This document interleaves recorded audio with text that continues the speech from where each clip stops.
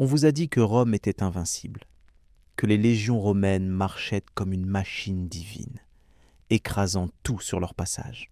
On vous a raconté l'histoire des vainqueurs, celle où Carthage n'était qu'un obstacle, une épine dans le pied de la République, destinée à disparaître. Mais que se passerait-il si l'on vous disait que pendant des siècles, c'est Rome qui tremblait devant Carthage, que les Romains eux-mêmes, ces maîtres de la guerre, considéraient les Carthaginois comme leurs égaux, et parfois même comme leurs supérieurs? Pourquoi une cité commerçante, bâtie par des navigateurs venus de l'Est, a-t-elle failli anéantir la plus grande puissance militaire de l'Antiquité? Qu'est-ce qui rendait Carthage si dangereuse que Rome a préféré la rayer de la carte plutôt que de la laisser exister? Et comment une civilisation entière peut-elle disparaître si complètement que même ses propres mots se perdent dans le silence de l'histoire? Avant que Rome ne domine le monde méditerranéen, avant que les aigles légionnaires ne flottent sur tous les horizons, il existait un autre empire. Un empire né non pas de la conquête terrestre, mais de la maîtrise des mers. Un empire où l'argent coulait comme l'eau des fontaines, où les navires partaient vers des terres inconnues et revenaient chargés d'étain de Bretagne, d'argent d'Hispanie, d'ivoire d'Afrique. Cet empire s'appelait Carthage, et son nom seul faisait trembler les rois. Imaginez la baie de Tunis au 8e siècle avant notre ère. Le soleil méditerranéen frappe les eaux bleues. Sur la côte africaine, là où la terre fertile rencontre la mer, des marins phéniciens débarquent. Ils viennent de Tyr, cette cité légendaire sur les côtes du Levant, célèbre pour sa pourpre et ses navigateurs intrépides. Ces hommes ne sont pas des conquérants armés jusqu'aux dents. Ils sont marchands, artisans, prêtres. Ils cherchent un refuge, une nouvelle patrie loin des guerres qui déchirent leur monde d'origine. La légende raconte l'histoire de Didon, cette reine exilée qui fuit son frère Pygmalion, roi de Tyr, après qu'il a assassiné son mari pour s'emparer de sa fortune. Didon emporte avec elle des richesses, des fidèles et une détermination de fer. Elle arrive sur les côtes africaines et demande au roi local, Yarba, une terre pour s'établir. Le roi, méprisant, lui accorde seulement autant de territoire qu'une peau de bœuf peut en couvrir. Didon sourit. Elle fait découper la peau en lanières si fines qu'elles forment un immense cercle, délimitant ainsi le territoire de sa future cité. C'est la naissance de Byrsa, la citadelle, le cœur de ce qui deviendra Carthage.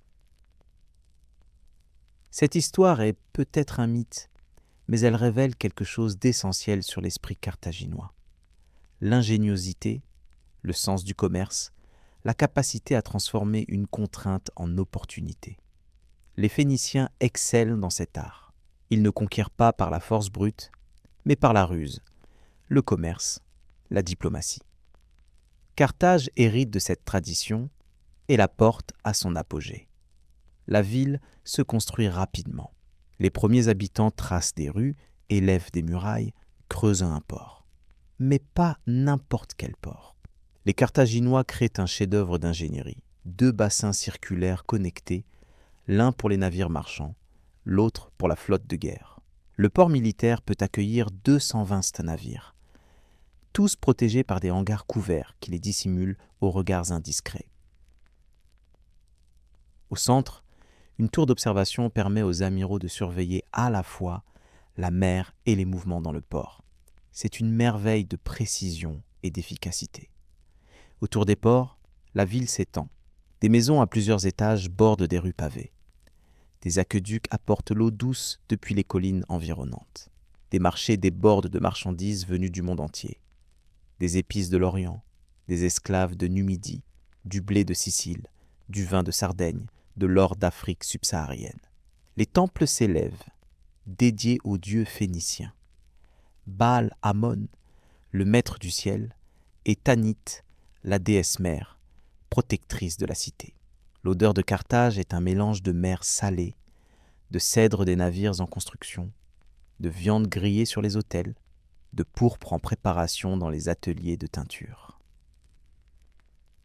Le son dominant est celui des voix dans 100 langues différentes, phénicien bien sûr, mais aussi libyque, grec, ibère, gaulois. Carthage n'est pas seulement une cité, c'est un carrefour du monde connu. Mais pourquoi Carthage devient-elle si puissante ? D'autres colonies phéniciennes existent en Méditerranée, Utique, Gadès, Lixus. Certaines sont plus anciennes. Pourtant, c'est Carthage qui domine. La réponse tient en un mot, position. Carthage occupe un emplacement stratégique exceptionnel. Elle se trouve au point le plus étroit de la Méditerranée, entre la Sicile et la côte africaine. Tout navire voyageant entre l'est et l'ouest de la Méditerranée doit passer par là. Contrôler Carthage, c'est contrôler le commerce méditerranéen. Les Carthaginois le comprennent très vite et transforment cet avantage géographique en monopole commercial. Ils établissent des comptoirs le long des côtes africaines, en Sicile, en Sardaigne, en Corse, dans les îles Baléares, sur les côtes d'Hispanie. Ce ne sont pas des colonies au sens grec ou romain du terme, peuplées de citoyens jouissant de droits politiques. Ce sont des postes commerciaux, des entrepôts, des points d'ancrage pour les flottes. Carthage ne cherche pas à contrôler des territoires immenses. Elle veut des routes maritimes, des ports, des marchés. Le commerce carthaginois repose sur un principe simple. Acheter là où c'est bon marché, vendre là où c'est cher. Les navires carthaginois descendent les côtes africaines jusqu'aux régions subsahariennes, où ils échangent des produits manufacturés contre de l'or, de l'ivoire, des plumes d'autruche. Ils remontent vers le nord, contournent l'Hispanie, atteignent les îles britanniques pour y chercher l'étain, métal précieux nécessaire à la fabrication du bronze. Ils naviguent vers l'est, commerçant avec l'Égypte, la Grèce, le Levant. Les Carthaginois sont des navigateurs hors pair. Ils connaissent les vents, les courants, les étoiles. Ils développent des techniques de navigation qui restent secrètes pendant des siècles. Leurs navires sont rapides, maniables, capables de traverser la Méditerranée en quelques jours quand d'autres mettent des semaines. Ils utilisent des voiles carrées pour profiter des vents favorables et des rameurs pour manœuvrer dans les ports ou lorsque le vent tombe. Mais Carthage ne se contente pas du commerce pacifique. Très tôt, les dirigeants de la cité comprennent qu'il faut protéger les routes maritimes, défendre les comptoirs, dissuader les concurrents. Ils construisent une marine de guerre redoutable. Le navire de guerre carthaginois par excellence est la quinquérème, un bâtiment long et effilé propulsé par un système complexe de rameurs répartis sur plusieurs niveaux. Armé d'un éperon de bronze à la proue, ce navire fonce sur l'ennemi et le percute, brisant sa coque et le coulant en quelques minutes. Les équipages sont entraînés avec une discipline militaire. Les rameurs travaillent en parfaite synchronisation, capables d'accélérer, de virer, de reculer sur commande. Sur le pont, des archers et des fantassins attendent l'ordre d'engager l'abordage. Les amiraux carthaginois développent des tactiques sophistiquées, encerclement, feinte, attaque en tenaille. Pendant des siècles, aucune flotte méditerranéenne ne peut rivaliser avec celle de Carthage. La richesse afflue. Les cales des navires se remplissent d'argent. Littéralement. Carthage ne frappe pas encore sa propre monnaie, mais elle accumule l'or et l'argent des autres civilisations. Les marchands carthaginois deviennent les banquiers de la Méditerranée. Ils prêtent de l'argent aux rois grecs, financent des expéditions, investissent dans des mines, des terres agricoles, des ateliers. Cette richesse transforme la cité. Les élites carthaginoises vivent dans un luxe inimaginable. Leurs demeures, construites en pierre blanche, s'ornent de mosaïques représentant des scènes mythologiques, des jardins, des animaux exotiques. Elles possèdent des cours intérieures avec des fontaines, des thermes privés, des bibliothèques. Les banquets carthaginois sont légendaires. On y sert du poisson frais de la Méditerranée, du gibier d'Afrique, des fruits de Sicile, du vin de Sardaigne. Les invités s'allongent sur des divans brodés, écoutent de la musique jouée sur des lyres et des flûtes, admirent des danseurs venus de tout l'Empire. Mais derrière ce luxe se cache une société complexe, hiérarchisée, impitoyable. Carthage n'est pas une démocratie. Le pouvoir appartient à une oligarchie marchande. 2 magistrats, appelés suffètes, dirigent la cité. Ils sont élus chaque année par un conseil de 104 membres, tous issus des familles les plus riches. En théorie, l'Assemblée du peuple peut intervenir dans les décisions politiques, mais en pratique, ce sont les grandes familles qui décident de tout. La guerre, la paix, les alliances, les lois. Ces familles portent des noms qui résonnent dans toute la Méditerranée, les Barca, les Magos, les Hannon. Elles se disputent le pouvoir, s'allient, se trahissent. Les rivalités sont féroces. Un général trop ambitieux peut être rappelé, jugé, crucifié si ses ennemis politiques en décidaient ainsi. Carthage récompense la réussite, mais punit l'échec avec une brutalité implacable. La religion joue un rôle central dans la vie carthaginoise. Les temples dominent la ville. Leurs colonnes massives soutenant des toits recouverts de tuiles colorées. Les prêtres forment une caste puissante, possédant d'immenses domaines agricoles, contrôlant des ateliers, influençant la politique. Les cérémonies religieuses rythment l'année. Processions en l'honneur de Tanit, sacrifices à Baal Ammon, fêtes célébrant les récoltes ou les victoires militaires. Mais la religion carthaginoise comporte un aspect qui horrifie les autres peuples méditerranéens, le sacrifice d'enfants. Les sources antiques, toutes hostiles à Carthage, affirment que les Carthaginois brûlaient leurs propres enfants dans les bras de statues de bronze chauffées à blanc. Offrande à Baal Ammon en temps de crise.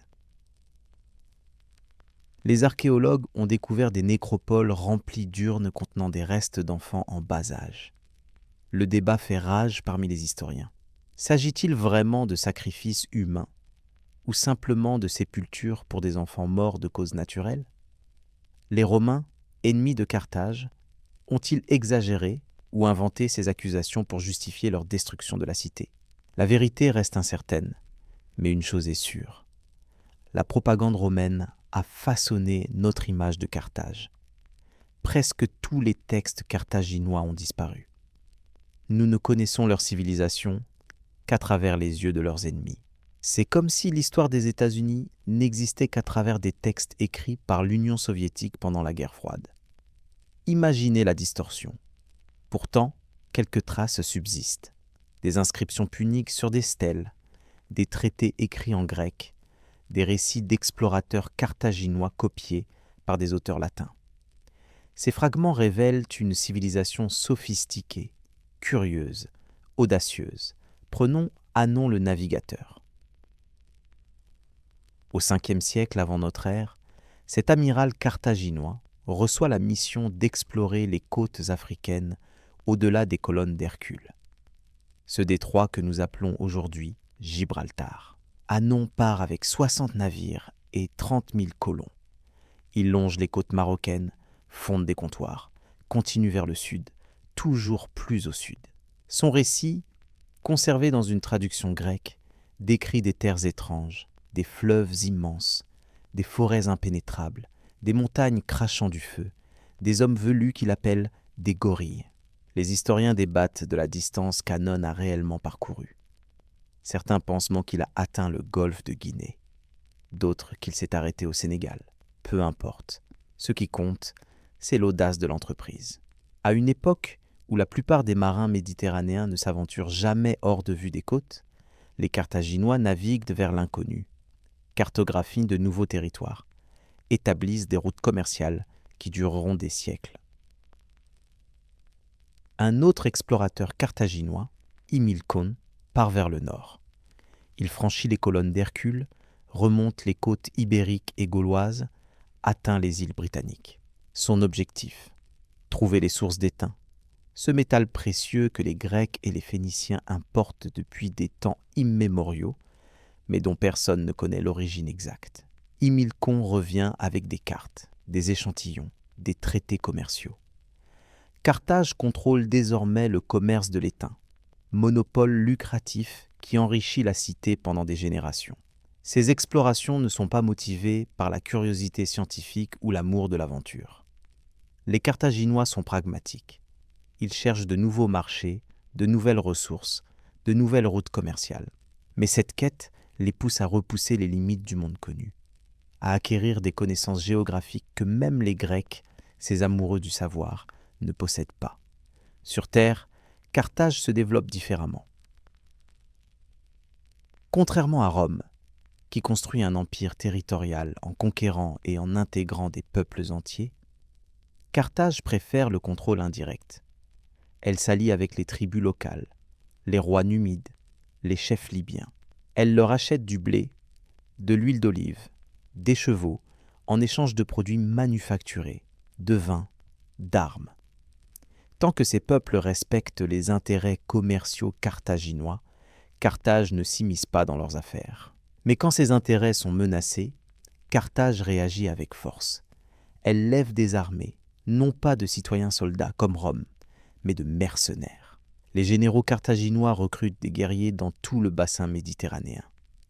Numides à cheval, Ibères armés de leurs redoutables épées courtes, Gaulois géants maniant des haches de guerre, Baléares avec leurs frondes capables de briser un crâne à 100 mètres. Ces armées cosmopolites sont redoutables, mais elles comportent un risque. Les mercenaires se battent pour l'argent, pas pour la patrie. Si la solde tarde ou si le butin est décevant, ils peuvent se rebeller. Carthage apprend cette leçon à ses dépens lors de la guerre des mercenaires, au IIIe siècle avant notre ère. Après une guerre coûteuse contre Rome, Carthage se retrouve dans l'incapacité de payer ses mercenaires. 20 000 hommes, furieux, se révoltent. Ils assiègent Carthage, ravagent des campagnes, massacrent les populations civiles. La cité frôle la destruction. Seule l'habileté du général Hamilcar Barca permet de diviser les rebelles, de les vaincre un par un, de restaurer l'ordre. Mais la leçon est claire. Dépendre de mercenaires est dangereux. Pourtant, Carthage continue cette pratique. Pourquoi ? Parce que la cité est avant tout commerciale. Les citoyens carthaginois sont marchands, armateurs, banquiers. Ils ne veulent pas passer des années sous les armes loin de leurs affaires. Recruter des mercenaires permet de mener des guerres sans perturber l'économie. C'est efficace, rationnel, mais cela crée une distance entre la cité et son armée. Les soldats ne se battent pas pour Carthage, mais pour leur général et leur solde. Cette structure militaire aura des conséquences énormes lors des guerres contre Rome. Les généraux carthaginois, commandant des armées de mercenaires loyaux à eux plutôt qu'à la cité, deviennent des figures indépendantes, presque royales. Ils prennent des initiatives, signent des traités, conquièrent des territoires sans toujours consulter le Sénat carthaginois. Cette autonomie permet des coups de génie militaire, mais elle affaiblit aussi la cohésion politique de Carthage. Maintenant, parlons de la Sicile. Cette île magnifique, située à quelques kilomètres de la côte africaine, devient le champ de bataille où Carthage et Rome vont s'affronter pour la première fois. La Sicile est riche. Ses plaines produisent du blé en abondance. Ses ports contrôlent les routes maritimes entre l'est et l'ouest de la Méditerranée. Depuis des siècles, Carthage possède des colonies dans l'ouest de l'île. Palerme, Motier, Solonte. Les Grecs, eux, contrôlent l'est et le sud. Syracuse, Agrigente, Catane. Carthaginois et Grecs se battent régulièrement pour le contrôle de l'île. Les guerres sont brutales, les victoires et les défaites alternent. Au IVe siècle avant notre ère, Syracuse, dirigée par le tyran Denis l'Ancien, devient la puissance dominante. Denis construit une flotte, assiège les villes carthaginoises, menace Carthage elle-même. Mais Carthage résiste, envoie des renforts, reprend le dessus. Un équilibre précaire s'installe.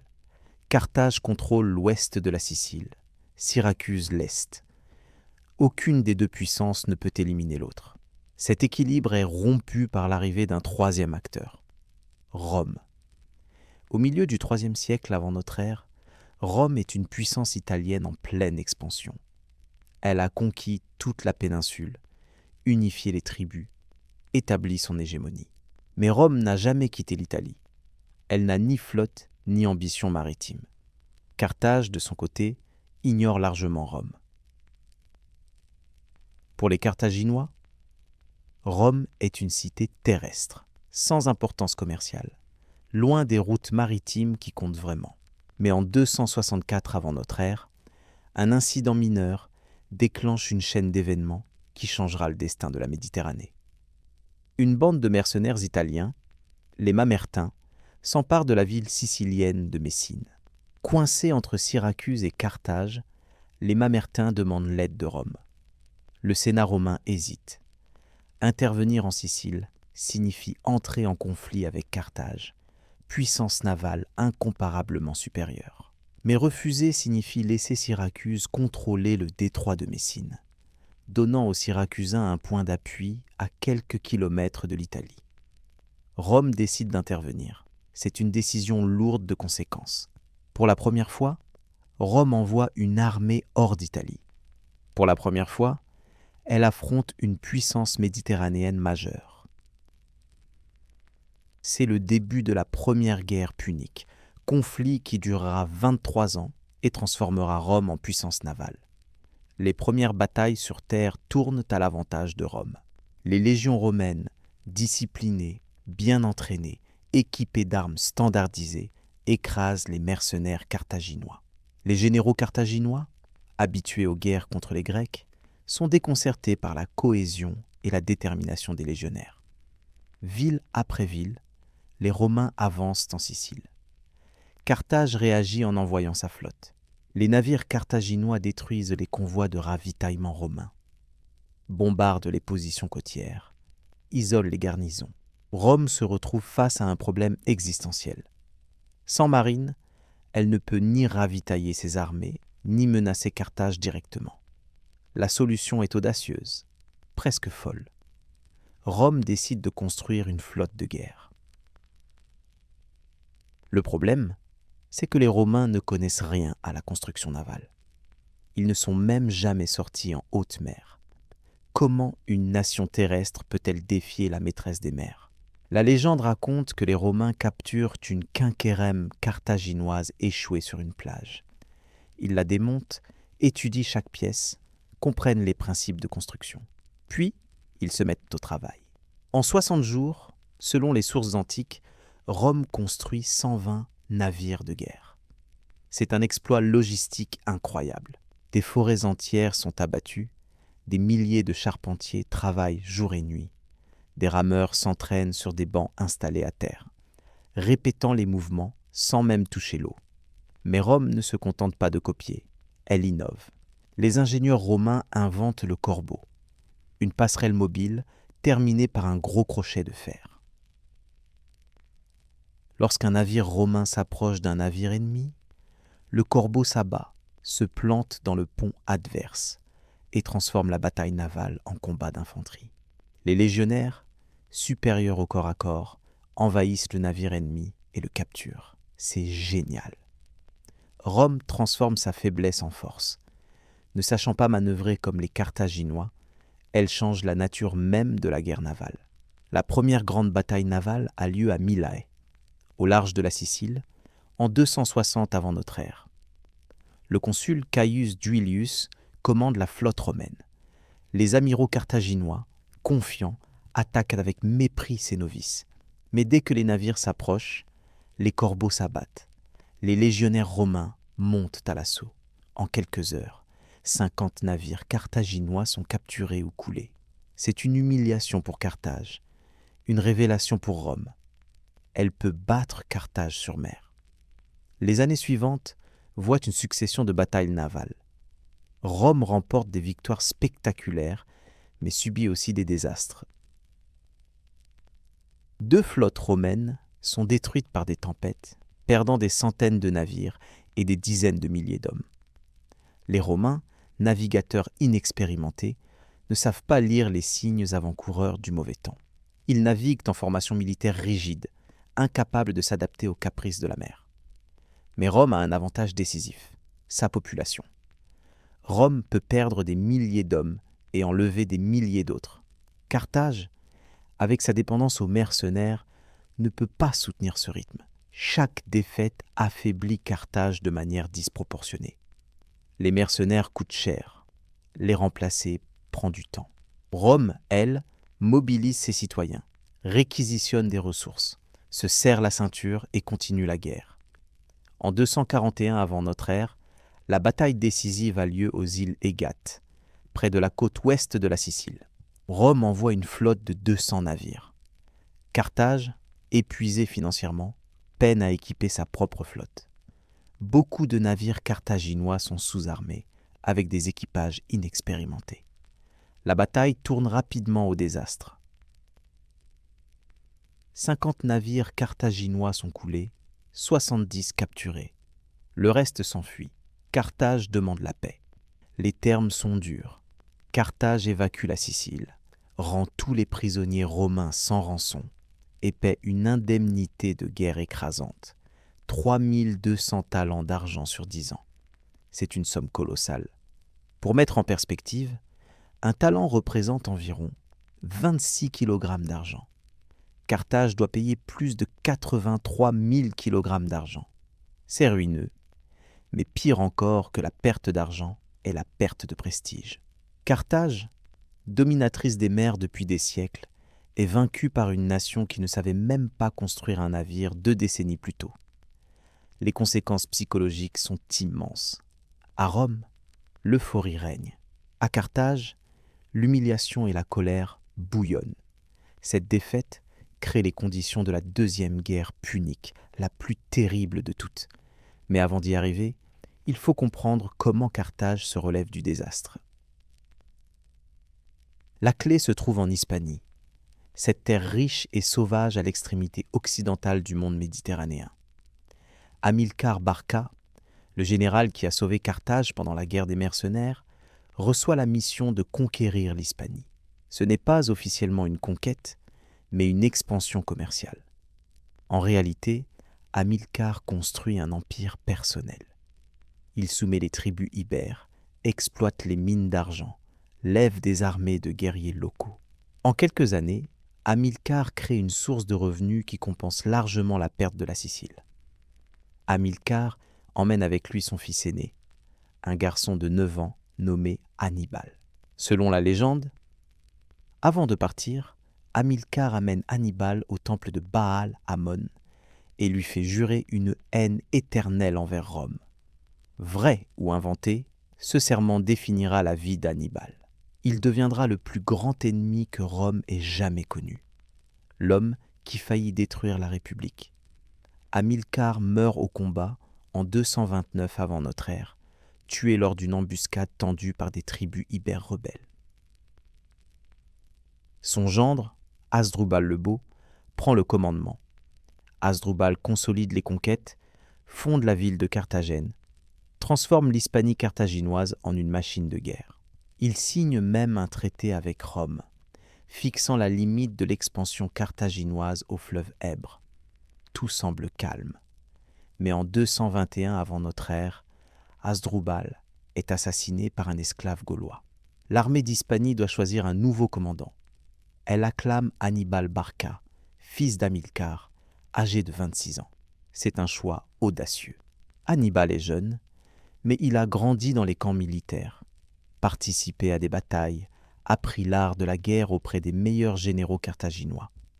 Il parle plusieurs langues, connaît les Ibères, les Gaulois, les Numides. Il est charismatique, intelligent, impitoyable. Hannibal regarde Rome et voit une opportunité. Rome vient de terminer une guerre contre les Gaulois du nord de l'Italie. Elle est confiante, presque arrogante. Elle pense avoir neutralisé Carthage.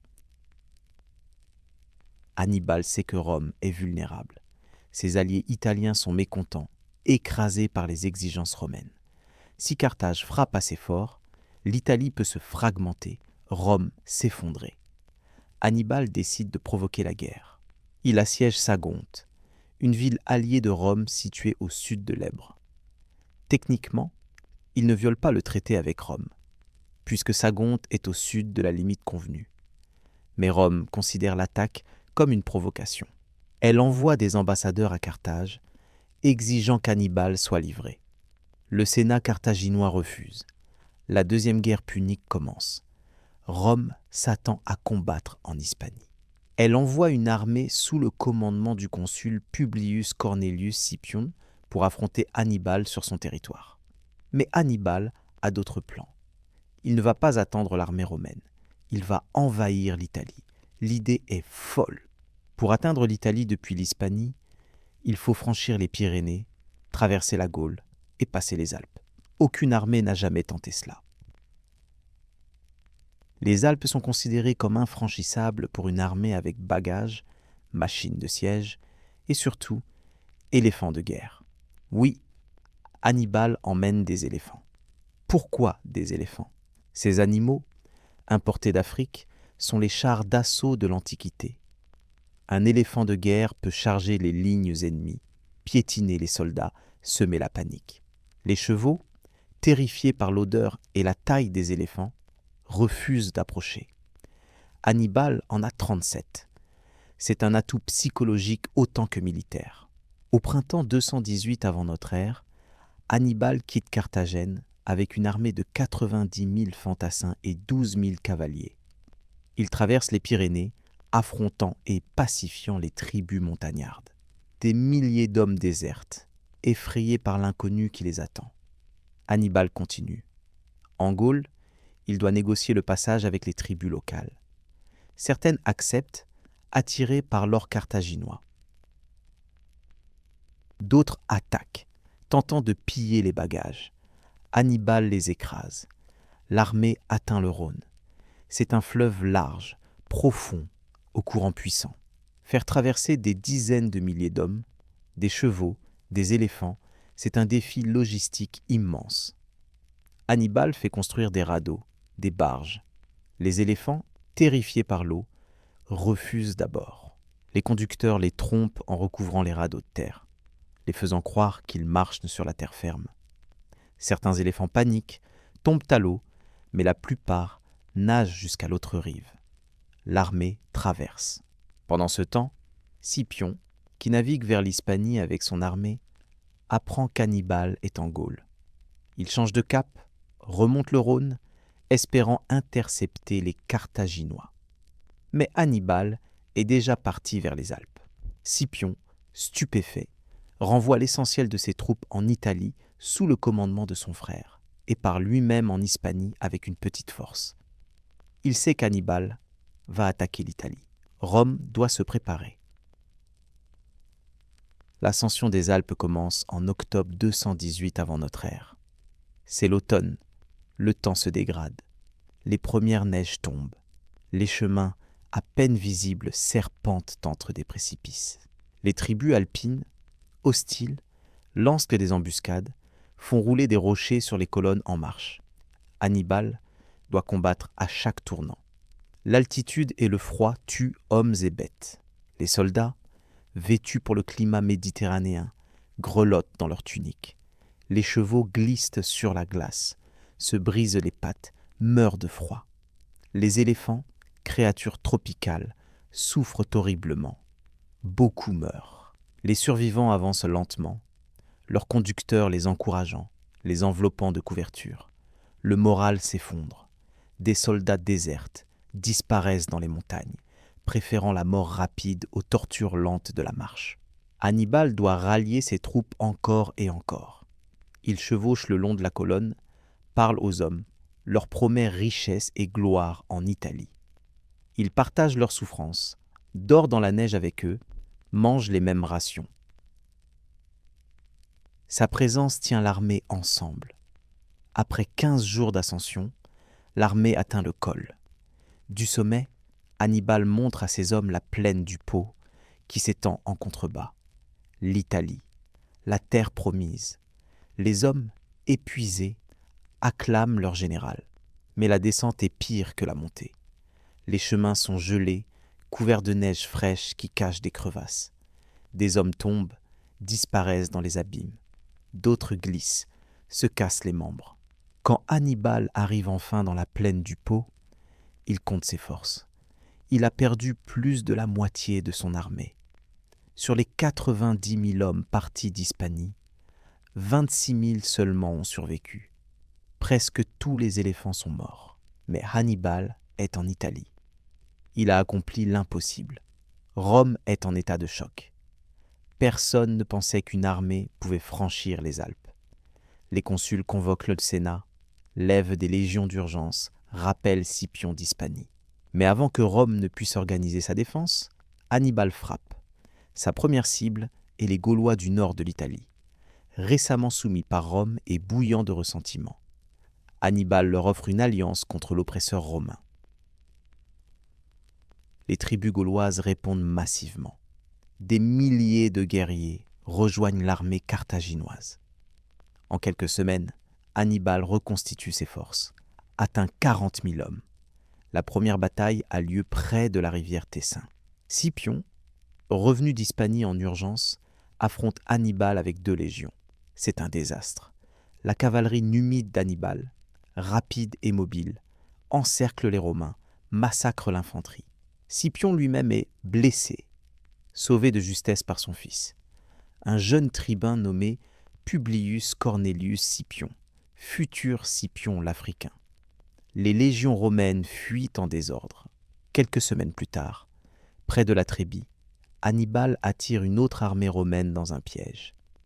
Il place des fantassins en embuscade dans un ravin, puis provoque les Romains en envoyant sa cavalerie harceler leurs lignes. Le consul romain, Sempronius Longus, furieux, ordonne l'attaque. Les légions traversent la rivière Trébie, gelées, et chargent les Carthaginois. Au moment critique, les fantassins embusqués surgissent, prenant les Romains à revers. C'est un carnage. 20 000 légionnaires meurent. Les survivants s'enfuient vers les villes fortifiées. Rome panique. 2 armées consulaires ont été détruites en quelques mois. Hannibal semble invincible. Le Sénat nomme des consuls pour l'année suivante. Caius Flaminius et Cnaeus Servilius Geminus. Flaminius est un populiste, aimé du peuple, détesté de l'aristocratie. Il promet de vaincre Hannibal, de restaurer l'honneur de Rome. Au printemps 217 avant notre ère, Hannibal descend vers le sud. Il traverse les Apennins, évitant les armées romaines, ravageant les campagnes. Flaminius le poursuit avec ses légions, impatient de l'affronter. Hannibal l'attire vers le lac Trasimène, en Étrurie. Le 21 juin 217, au petit matin, une brume épaisse couvre le lac. Les légions de Flaminius marchent en colonne le long de la rive, coincées entre le lac et les collines. Soudain, du haut des collines, l'armée carthaginoise surgit. Les Gaulois, les Ibères, les Numides descendent en hurlant. Les Romains, pris par surprise, n'ont pas le temps de se former en ligne de bataille. C'est une boucherie. Les légionnaires se battent par petits groupes, dos au lac. Beaucoup sont poussés dans l'eau, se noient sous le poids de leurs armures. Flaminius lui-même est tué, décapité par un guerrier gaulois. En 3 heures, 15 000 Romains meurent. 10 000 autres sont capturés. Hannibal n'a perdu que 1500 hommes. Rome est en état de siège psychologique. 3 armées consulaires détruites en 1 an. Les routes vers la capitale sont ouvertes. Hannibal peut marcher sur Rome. La panique s'empare de la population. Certains parlent d'évacuer la ville, de fuir en Sicile. Le Sénat refuse. Rome ne fuira pas. Face à cette crise, Rome ressuscite une institution archaïque, la dictature. Dans l'ancien système romain, en temps de crise extrême, le Sénat peut nommer un dictateur, un homme seul avec des pouvoirs absolus pour 6 mois. Le choix se porte sur Quintus Fabius Maximus, aristocrate respecté, général expérimenté. Fabius comprend qu'affronter Hannibal en bataille rangée est suicidaire. Il adopte une stratégie d'usure. Il suit Hannibal à distance, évite le combat direct, harcèle ses arrières, détruit les récoltes, force les populations à se réfugier dans les villes fortifiées. Hannibal peut ravager les campagnes, mais il ne peut ni prendre les villes, ni forcer Fabius au combat. C'est frustrant pour les 2 camps. Les Romains accusent Fabius de lâcheté. On le surnomme Cunctator, le temporisateur. Mais Fabius tient bon. Il sait que le temps joue contre Hannibal. Chaque jour qui passe sans victoire décisive affaiblit les Carthaginois. Hannibal comprend qu'il doit forcer Rome à l'affronter. Il ravage les terres de Campanie, grenier de l'Italie, espérant provoquer une réaction. Fabius ne bouge pas. Hannibal tente alors un piège. Il enferme une partie de son armée dans une vallée, appâtant Fabius. Le dictateur romain place ses légions aux sorties de la vallée, pensant avoir piégé Hannibal. Mais la nuit, Hannibal attache des torches aux cornes de 2000 bœufs et les lâche dans les collines. Les Romains, voyant des milliers de lumières mobiles, pensent que l'armée carthaginoise s'échappe par les hauteurs. Ils quittent leur position pour intercepter ce qu'ils croient être l'ennemi. Hannibal et son armée s'échappent tranquillement par la vallée désormais dégagée. C'est humiliant pour Fabius. La dictature de Fabius expire. Rome élit de nouveaux consuls pour 216 avant notre ère. Lucius Aemilius Paulus et Caius Terentius Varro. Varro est un plébéien ambitieux, partisan de l'action directe. Il promet de détruire Hannibal. Le Sénat, là de l'attentisme de Fabius, lève la plus grande armée que Rome ait jamais rassemblée. 8 légions, plus de 80 000 hommes. Cette armée titanesque marche vers le sud, cherchant Hannibal. Elle le trouve près du village de Cannes, en Apulie. Hannibal, avec seulement 50 000 hommes, est largement inférieur en nombre. Tout observateur sensé prédira une victoire romaine.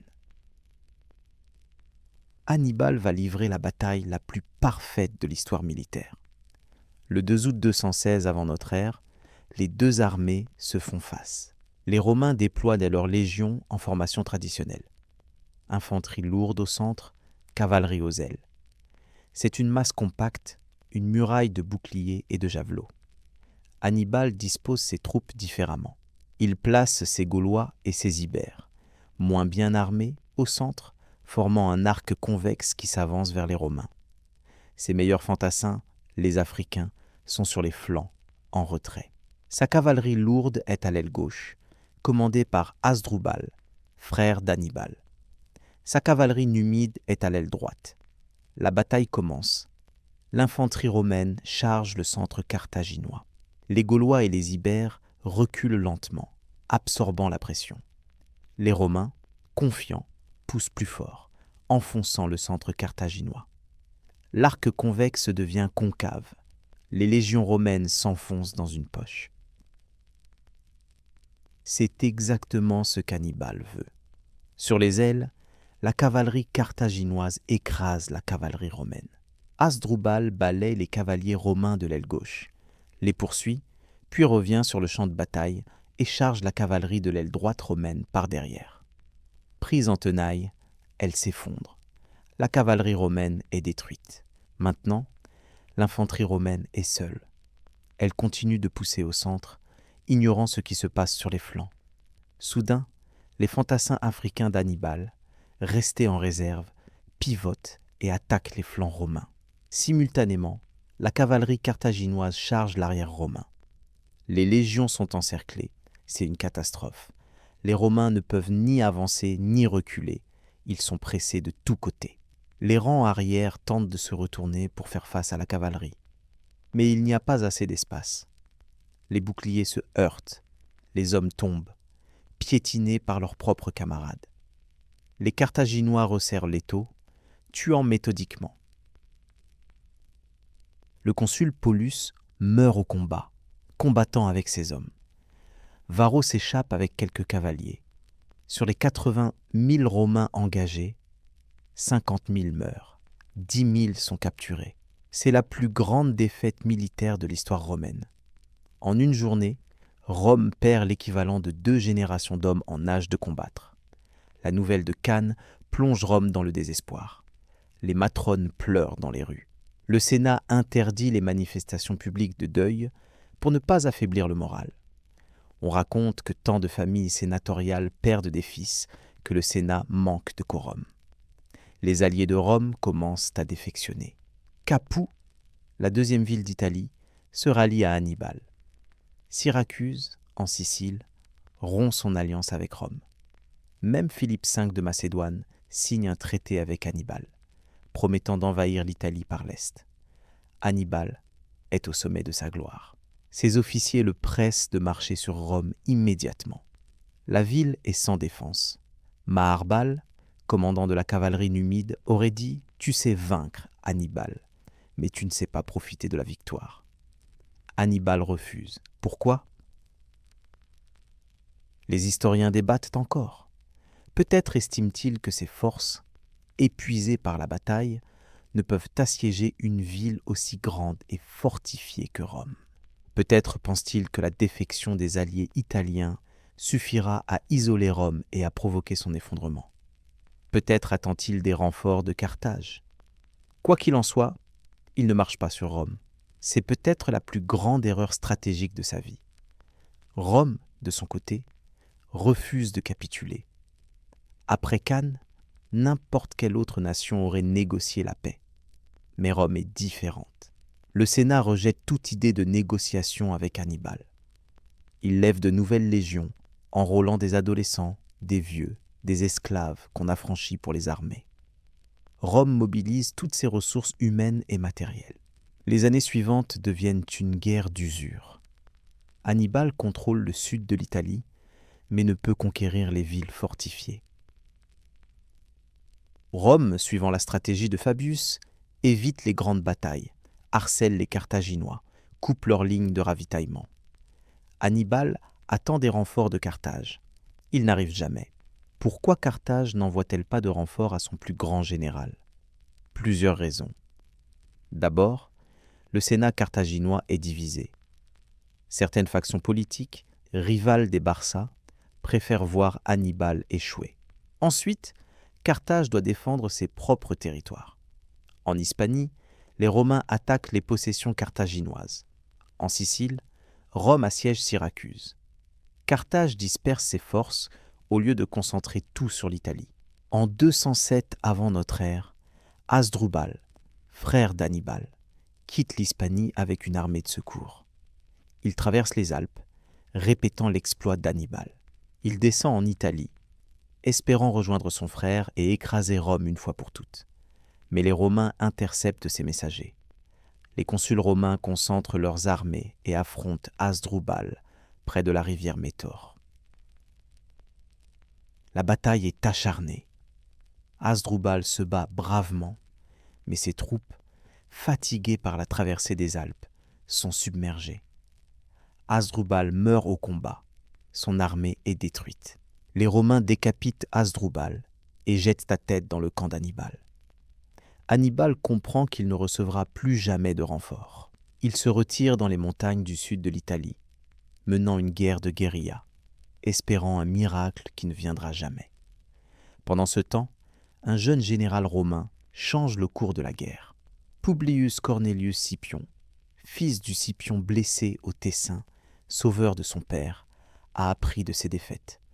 Il étudie les tactiques d'Hannibal, comprend ses forces et ses faiblesses. En 210 avant notre ère, à 25 ans, il reçoit le commandement en Hispanie. C'est jeune, inhabituellement jeune, pour un commandement aussi important. Mais Scipion impressionne le Sénat par son intelligence et son charisme. En Hispanie, Scipion révolutionne la guerre romaine. Il adopte des tactiques flexibles, utilise sa cavalerie de manière créative, coordonne ses actions avec les tribus locales mécontentes de la domination carthaginoise. Ville après ville, il reprend les territoires carthaginois. En 206 avant notre ère, il capture Carthagène, capitale de l'Hispanie carthaginoise. C'est un coup terrible pour Carthage. Les mines d'argent, source principale de revenus, tombent aux mains de Rome. Scipion traite les prisonniers avec magnanimité. Il libère les otages espagnols que les Carthaginois gardaient pour garantir la loyauté des tribus.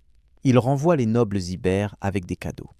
Cette politique généreuse lui gagne le soutien de nombreuses tribus. Les alliés de Carthage défectent en masse. En 206 avant notre ère, Scipion écrase les dernières armées carthaginoises en Hispanie à la bataille d'Ilipa. L'Hispanie est perdue pour Carthage. Scipion rentre à Rome en héros. Il est élu consul pour 205 avant notre ère. Mais il ne veut pas simplement défendre l'Italie. Il veut porter la guerre en Afrique, attaquer Carthage directement. C'est audacieux, risqué. Hannibal est toujours en Italie avec une armée. Si Scipion échoue en Afrique, Rome sera prise entre deux feux. Le Sénat hésite, divisé. Finalement, Scipion obtient l'autorisation, mais avec peu de moyens. Il doit lever ses propres troupes, trouver ses propres navires.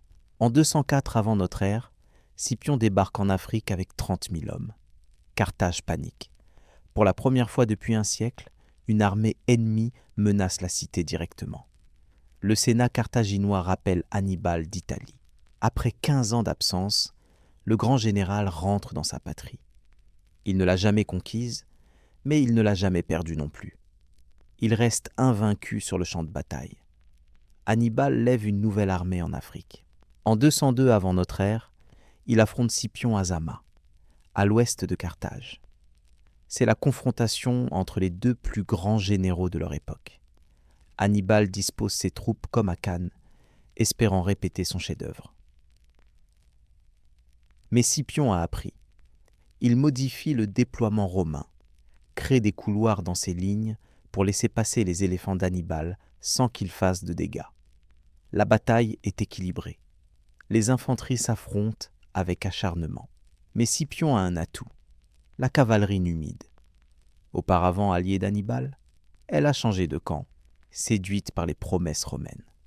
Au moment crucial, la cavalerie numide charge l'arrière carthaginois.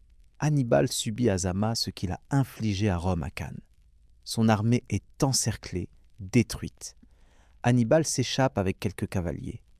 Carthage demande la paix. Les termes sont dévastateurs.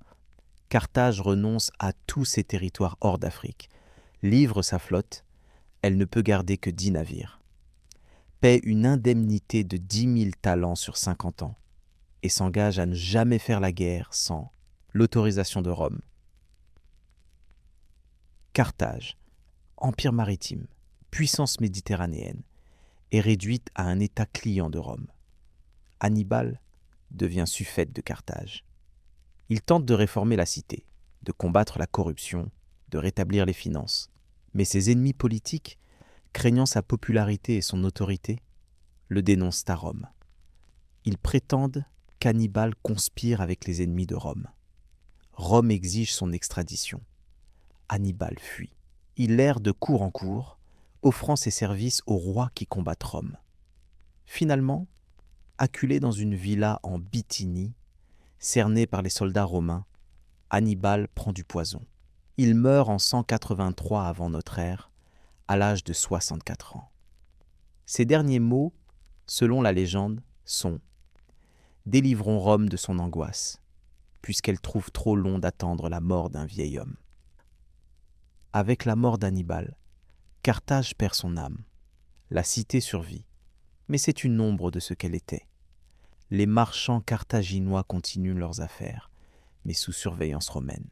La flotte est détruite, l'empire disparut. Carthage se concentre sur l'agriculture, exploitant les terres fertiles de Tunisie. Paradoxalement, elle prospère. Les campagnes carthaginoises produisent pour des quantités incroyables de blé, d'huile d'olive, de vin. Carthage redevient riche. Cette prospérité alarme Rome. À Rome, un sénateur nommé Caton l'Ancien termine systématiquement ses discours, quel que soit le sujet, par la phrase « Ceterum, censeo, Carthaginem, esse delendam ». Du reste, je pense que Carthage doit être détruite. Caton a visité Carthage et a été choqué par sa richesse. Il montre au Sénat des figues fraîches de Carthage, preuve que la cité n'est qu'à 3 jours de navigation de Rome. Il argue que tant que Carthage existe, Rome est en danger. Mais comment justifier la destruction d'une cité qui respecte scrupuleusement le traité ? Rome trouve un prétexte. Massinissa, roi de Numidie et allié de Rome, harcèle constamment les frontières carthaginoises, s'emparant de terres, provoquant des incidents. Carthage, selon le traité, ne peut riposter sans autorisation romaine. Elle demande cette autorisation. Rome refuse. Les provocations continuent. Finalement, exaspéré, Carthage lève une armée et attaque Massinissa. C'est exactement ce que Rome attendait. En 149 avant notre ère, Rome déclare la guerre à Carthage pour violation du traité. Une armée romaine débarque en Afrique. Carthage, désespéré, offre une reddition inconditionnelle. Rome accepte et exige que les Carthaginois livrent toutes leurs armes. Les Carthaginois obéissent, livrant des centaines de milliers de javelots, d'épées, de catapultes. Puis Rome révèle sa vraie demande. Carthage doit être abandonnée. La population doit se déplacer à au moins 15 kilomètres de la côte. La ville sera détruite. C'est une sentence de mort. Carthage vit du commerce maritime. Sans accès à la mer, elle meurt. Les Carthaginois, horrifiés, refusent. Désarmés, ils décident pas de résister. C'est le début du siège le plus terrible de l'Antiquité. Les Carthaginois, avec une énergie née du désespoir, transforment leur cité en forteresse. Ils fondent des armes jour et nuit. Les femmes coupent leurs cheveux pour fabriquer des cordes d'arc. Les temples deviennent des ateliers. Les enfants fabriquent des projectiles. En quelques mois, Carthage reconstitue une armée. Les Romains, commandés par le consul Manius Manilius, assiègent la ville. Mais Carthage, protégée par ses murailles colossales, résiste. Les assauts romains sont repoussés avec des pertes terribles. Le siège s'enlise. Rome envoie un nouveau général, Publius Cornelius Scipion Émilien, petit-fils adoptif de Scipion l'Africain. Il bloque tous les accès à la ville, coupe les ravitaillements, affame la population. Pendant 3 ans, Carthage agonise. La famine s'installe. Les habitants mangent du cuir, des rats, puis se mangent entre eux. Les maladies se propagent. Les cadavres s'accumulent dans les rues. Mais Carthage ne se rend pas. Au printemps 146 avant notre ère, Scipion Émilien lance l'assaut final. Les légions romaines escaladent les murailles, pénètrent dans la ville. Le combat se déplace dans les rues, maison par maison. Les Carthaginois résistent avec des couteaux, des pierres, leurs mains nues. Les Romains incendient la ville quartier par quartier. Les derniers défenseurs se réfugient sur la colline de Byrsa, où tout a commencé avec Didon. Ils s'enferment dans le temple de Baal Hamon. Quand les Romains enfoncent les portes, ils trouvent les prêtres qui ont mis le feu au temple. 900 personnes meurent dans les flammes plutôt que de se rendre. Le siège dure 6 jours. Quand c'est fini, sur les 450 000 habitants, 50 000 seulement survivent. Ils sont vendus comme esclaves. Scipion Émilien ordonne la destruction systématique de la ville. Les soldats romains démontent les bâtiments pierre par pierre. Ils brûlent tout ce qui peut brûler. Selon la légende, ils sèment du sel sur les ruines pour que rien ne repousse jamais. Cette histoire du sel est probablement fausse, une invention tardive, mais elle illustre l'intention romaine. Effacer Carthage de la surface de la terre. Le territoire carthaginois devient la province romaine d'Afrique. Les archives carthaginoises sont détruites ou emportées à Rome, où elles disparaissent. Les livres puniques, les chroniques, les traités scientifiques, tout est perdu. Seuls quelques textes techniques sur l'agriculture sont traduits en latin et survivent. La langue punique elle-même, parlée pendant des siècles dans tout le bassin méditerranéen, s'éteint progressivement. Les derniers locuteurs natifs du punique disparaissent au 5e siècle de notre ère. Scipion Émilien, observant les ruines fumantes de Carthage, aurait pleuré. Son ami Polybe, historien grec présent lors du siège, lui demande pourquoi. Scipion répond en citant Homère. « Un jour viendra où la Saint-Ilion périra, où périront Priam et le peuple de Priam à la bonne lance de frêne. » Polybe comprend. Scipion pleure non sur Carthage, mais sur Rome. Il voit dans la destruction de Carthage un présage. Si Rome peut détruire une civilisation si ancienne, si puissante, qui détruira Rome un jour? La prophétie de Scipion se réalisera. Mais cela prendra des siècles.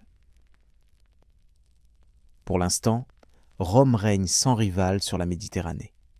La mer intérieure, autrefois domaine de Carthage, devient Mare Nostrum, notre mer, lac romain. Les navires carthaginois qui naviguaient de Gibraltar à l'Égypte sont remplacés par des galères romaines. Les comptoirs puniques deviennent des colonies romaines. Les dieux carthaginois sont oubliés ou assimilés à des divinités romaines. Mais peut-on vraiment effacer une civilisation ? Carthage disparaît politiquement, mais son influence perdure. Les techniques de navigation carthaginoises sont adoptées par Rome. Les routes commerciales établies par les marins puniques continuent d'être utilisées. L'agriculture carthaginoise, si productive, devient le modèle pour les latifondia romains. Magon, agronome carthaginois, écrit un traité en 28 volumes sur l'agriculture qui sera traduit en latin et grec, servant de référence pendant des siècles. Sur le plan culturel, l'héritage carthaginois survit dans les populations locales d'Afrique du Nord. Les Berbères, descendants des Libyens qui commerçaient avec Carthage, conservent des traditions, des mots, des coutumes d'origine punique.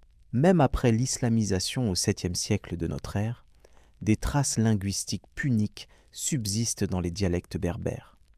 À Rome même, Carthage hante la mémoire collective.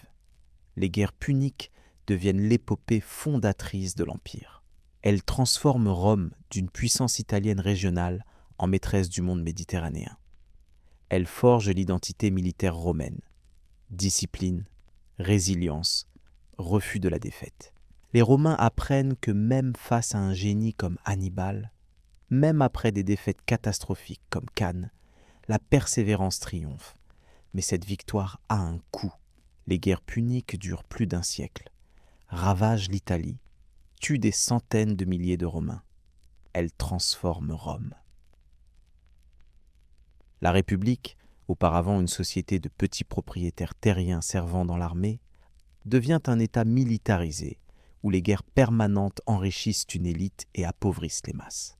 Les soldats romains, mobilisés pendant des années, perdent leurs terres, deviennent prolétaires urbains.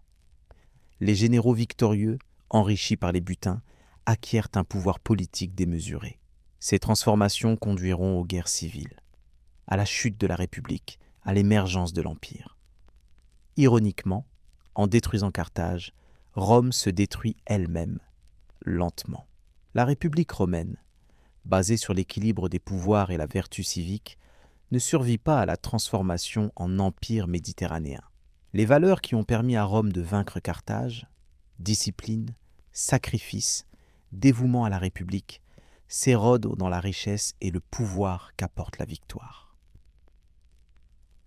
Caton l'Ancien, celui qui réclamait la destruction de Carthage, aurait été horrifié de voir Rome 1 siècle après sa mort. Mais peut-être aurait-il reconnu que détruire Carthage était nécessaire. 2 empires ne peuvent coexister en Méditerranée.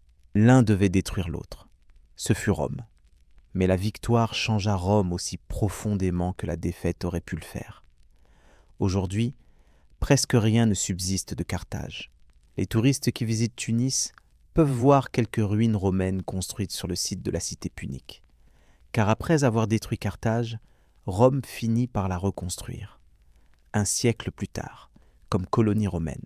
Mais la Carthage romaine n'a rien à voir avec la Carthage punique. C'est une ville romaine portant un nom carthaginois, habitée par des colons romains parlant latin. Les temples de Baal et Tanit sont remplacés par des temples à Jupiter et Junon. L'âme de Carthage est morte. Les archéologues tentent de reconstituer ce qui fut. Ils fouillent les ports circulaires, admirent l'ingénierie hydraulique, déterrent des poteries, des pièces de monnaie, des inscriptions. Chaque découverte ajoute une pièce au puzzle. Mais le tableau complet ne sera jamais reconstitué.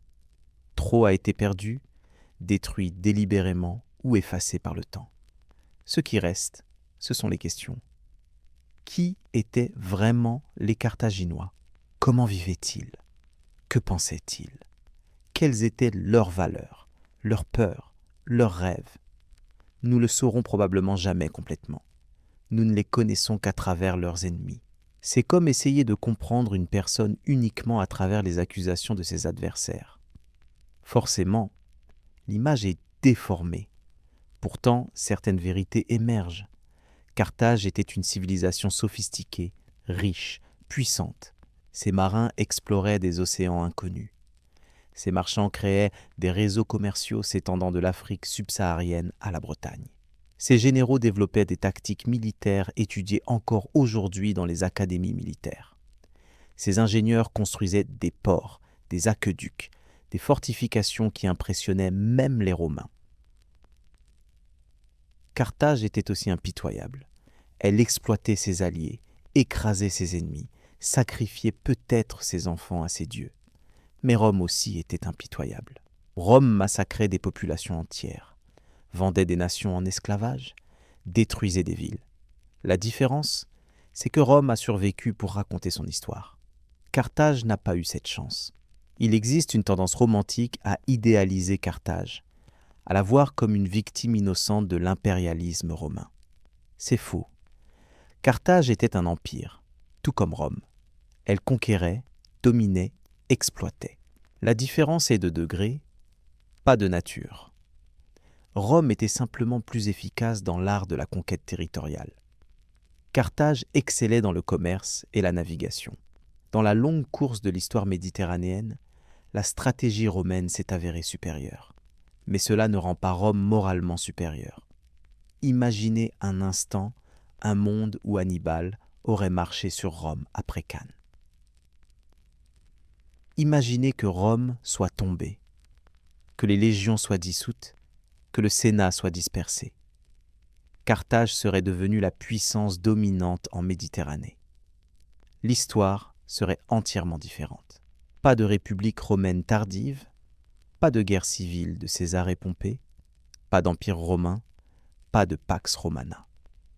L'Europe occidentale serait peut-être restée fragmentée entre tribus celtiques et germaniques.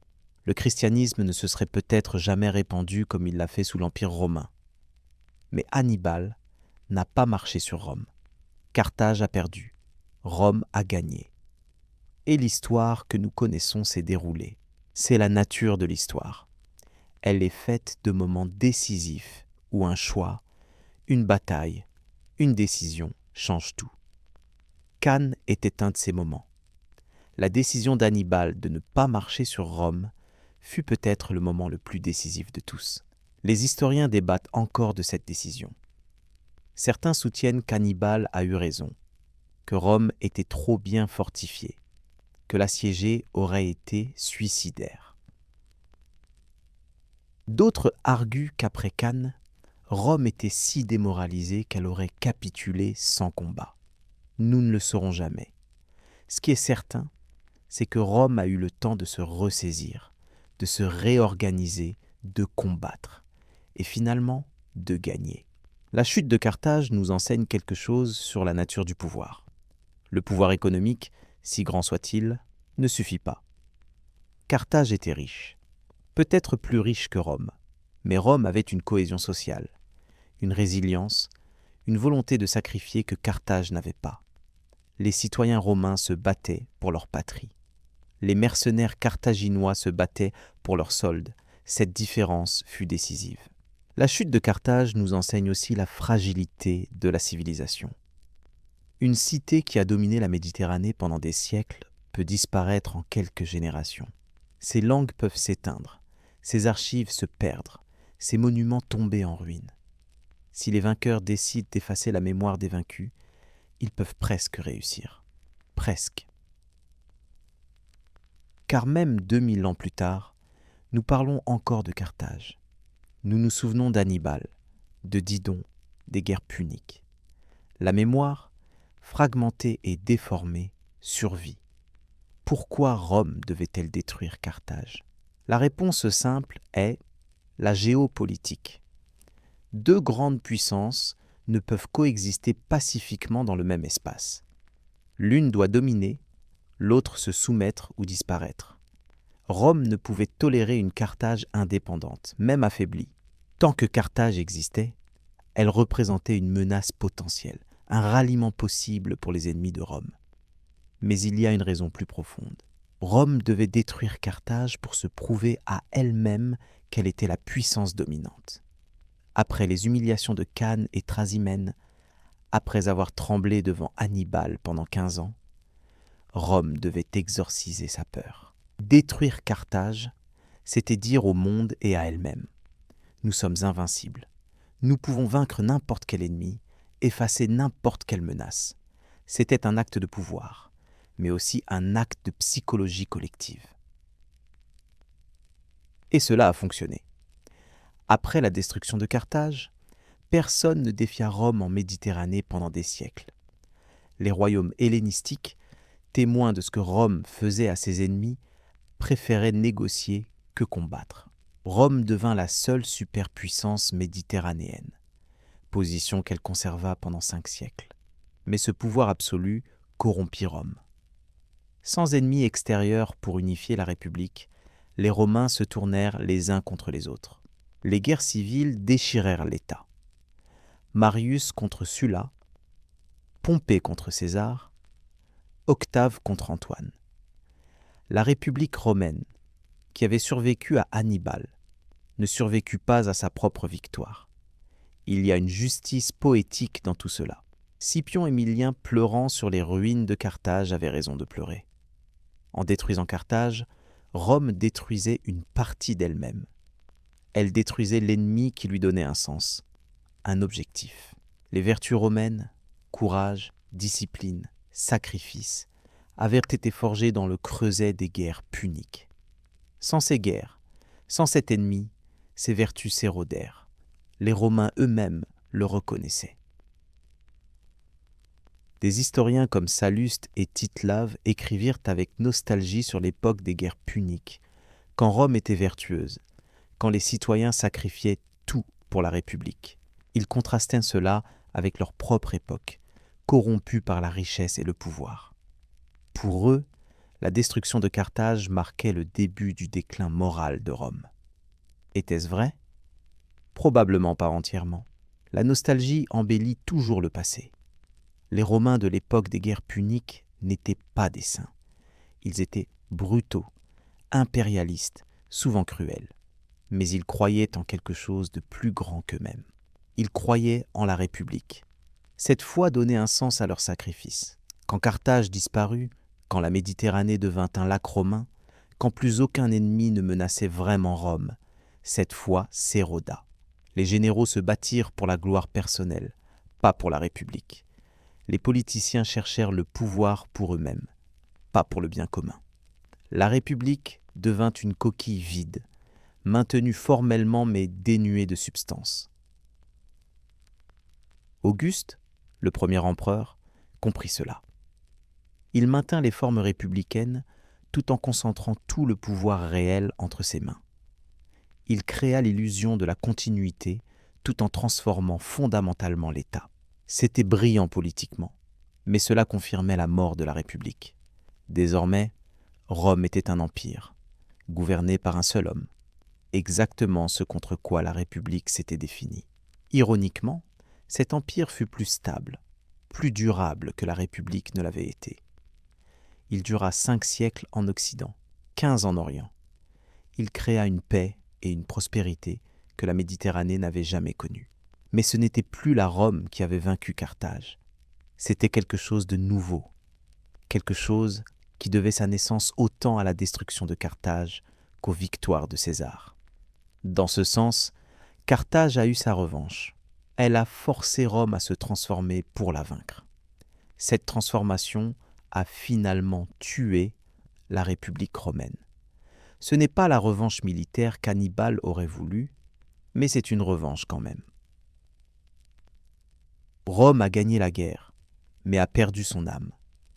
Aujourd'hui, quand nous pensons à Carthage, nous pensons à Hannibal, traversant les Alpes avec ses éléphants.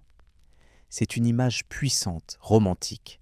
Elle capture l'audace, l'ambition, le courage de Carthage à son apogée. Mais elle capture aussi la tragédie, car cette audace, si impressionnante, a finalement échoué. Hannibal a traversé les Alpes, vaincu les Romains encore et encore, mais n'a pas pu détruire Rome. Et finalement, Rome a détruit Carthage. L'histoire de Carthage est une histoire d'ambition et de chute, de brillance et de destruction. C'est l'histoire d'une civilisation qui a dominé les mers, exploré des continents, bâti un empire commercial sans égal. C'est aussi l'histoire d'une civilisation qui a défié Rome et en a payé le prix ultime, l'effacement. Mais même effacée, Carthage persiste. Elle persiste dans notre imagination, dans nos récits, dans nos questions. Elle persiste comme un rappel que même les plus grandes puissances peuvent tomber, que même les plus riches civilisations peuvent disparaître, que même les plus brillants généraux peuvent échouer. Et elle persiste comme un rappel du coup de la défaite totale. Les Romains voulaient que Carthage soit oubliée. Ils ont échoué. 2000 ans plus tard, nous parlons encore de Carthage. Nous étudions ses guerres, admirons ses navigateurs, débattons de sa culture. Les sources sont fragmentaires, biaisées, souvent hostiles. Mais nous reconstruisons, pièce par pièce, l'histoire d'une civilisation que Rome a tenté d'effacer. Pourquoi faisons-nous cela ? Pourquoi consacrons-nous tant d'efforts à comprendre une civilisation morte ? Peut-être parce que l'histoire de Carthage est aussi notre histoire. Nous vivons dans un monde où des puissances s'affrontent, où des empires s'élèvent et s'effondrent, où la victoire totale peut conduire à la transformation ou la destruction. Carthage nous enseigne que rien n'est permanent, que le succès d'aujourd'hui peut être la ruine de demain, que même les plus forts peuvent tomber. C'est une leçon que Rome elle-même a fini par apprendre. L'empire qui a détruit Carthage a lui-même été détruit, non par un ennemi extérieur unique, mais par une combinaison de forces, invasion barbare, décadence interne, transformation économique, changement culturel. Rome est tombée plus lentement que Carthage, plus graduellement, mais elle est tombée quand même. Aujourd'hui, les ruines romaines dominent l'Europe, l'Afrique du Nord, le Moyen-Orient.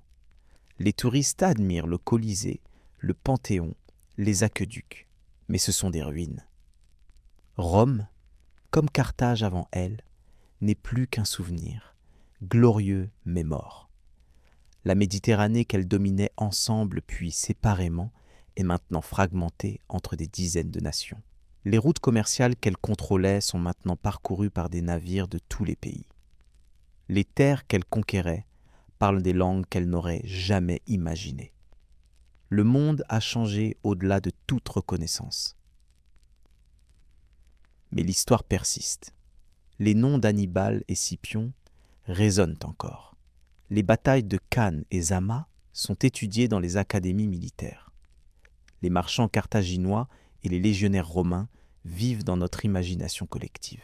Ils nous rappellent d'où nous venons, les luttes qui ont façonné notre monde, le prix du pouvoir et le coût de la défaite. Carthage était la puissance que Rome devait détruire. C'était géopolitiquement nécessaire, stratégiquement inévitable. Mais c'était aussi tragique. Deux grandes civilisations auraient pu coexister, commercer, s'enrichir mutuellement. Au lieu de cela, elles se sont entretuées pendant plus d'un siècle, jusqu'à ce que l'une soit complètement détruite. Est-ce la nature inévitable des relations entre grandes puissances ? Doivent-elles toujours s'affronter jusqu'à ce que l'une soit détruite ?